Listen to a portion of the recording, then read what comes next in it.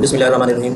आज के लेक्चर में हम एक्सप्रेशन और ऑपरेटर के बारे में पढ़ते हैं कि एक्सप्रेशंस क्या होते हैं और ऑपरेटर्स क्या होते हैं और इसका इस्तेमाल यूज़ कहाँ कहाँ पर होता है और कौन कौन से ऑपरेटर जो है किस जगह पर इस्तेमाल किए जाते हैं। ये सारी तफसील इस लेक्चर के अंदर मौजूद है। चलते हैं लेक्चर की तरफ। इंक्रीमेंट ऑपरेटर की तरफ आते हैं। ठीक है जी। इंक्रीमेंट ऑपरेटर जो है ना, ये बहुत अहम किरदार अदा करते हैं। जब हम लूप चलाते हैं, आपने देखा होगा कि उस वक्त जो है हम लूप के इस्तेमाल के लिए इंक्रीमेंट ऑपरेटर का इस्तेमाल करते हैं। ठीक है जी। ये इसका काम ये होता है कि एक जो है जो भी वैल्यू होती है ऑलरेडी ऑपरेटर वेरिएबल की, उसमें एक इंक्रीमेंट कर देता है। ठीक है जी।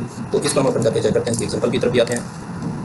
इंक्रीमेंट ऑपरेटर्स, ठीक है जी, यानी ये बाई वन जो है ना वन ऐड कर देता है जो भी ऑलरेडी वैल्यू है। मिसाल के तौर पर ये मैं जो है एक्स की 3 है और इनमें एक इंक्रीमेंट, इसमें दो किस्म के इंक्रीमेंट्स होते हैं। ठीक है जी। एक होता है पोस्ट इंक्रीमेंट और प्री इंक्रीमेंट। ठीक है जी। ये हमारा पोस्ट है। ठीक है जी, यानी बाद में इंक्रीमेंट होता है।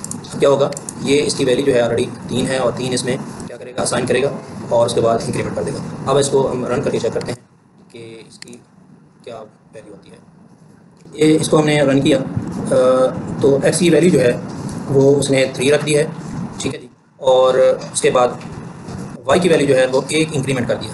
ठीक है जी, यानी एक्स की जो वैल्यू थी उसमें जो है एक का इजाफा कर दिया। ठीक है जी। तो इस तरीके से जो है, और एक्स की वैल्यू जो है ना वो ऑलरेडी जैसी की जैसी थी वो वैसे की वैसी आ गई। तो उसने क्या करना है, ये प्री प्लस प्लस जो बाद में प्लस प्लस होगा, पहले प्रिंटिंग होगी बाद में प्लस प्लस होगा, इसलिए जो है ना इसकी 3 वैल्यू। अगर हम इसको स्टार्ट में प्लस प्लस करते हैं तो इसका रिजल्ट देखते हैं, इसको प्री इंक्रीमेंट कहते हैं। तो अब रिजल्ट आना चाहिए कि एक्स की वैल्यू भी 4 होगी और वाई की वैल्यू भी 4 होगी। इसको हम चेक करते हैं अभी। ठीक है जी। अब एक्स की वैल्यू भी 4 है और वाई की वैल्यू भी 4 है।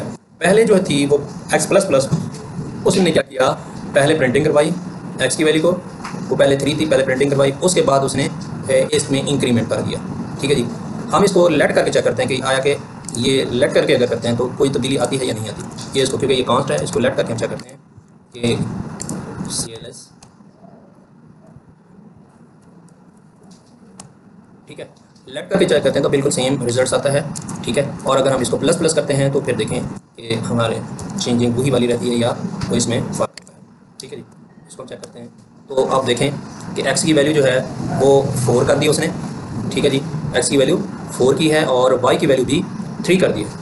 अब इसकी वजह क्या थी, इसकी वजह थी कि इधर कांस्टेंट लगाने से क्या हुआ कि इसकी मकदार, यानी कांस्टेंट से ये हो जाएगा कि जो पहले वाई की वैल्यू जो है वो यानी बिल्कुल कांस्ट हो गई थी, बिल्कुल फिक्स हो गई थी। ठीक है जी। तो इस तरीके से जो एक्स की वैल्यू जो है उसमें कोई इंक्रीमेंट नहीं लाया गया, क्योंकि वो जो पहले ऑलरेडी एक्स की वैल्यू थी वो वाली प्रिंट हुई थी। ठीक है जी। अब इसमें लेट में क्या है जी, अब लेट में कि एक्स की वैल्यू तो उसने इंक्रीज़ कर दी, ठीक है ना, लेकिन वाई की वैल्यू जो है वो ऑलरेडी 3 रहने दी। वाई की वैल्यू क्या रहने दी, 3 रहने दी, क्योंकि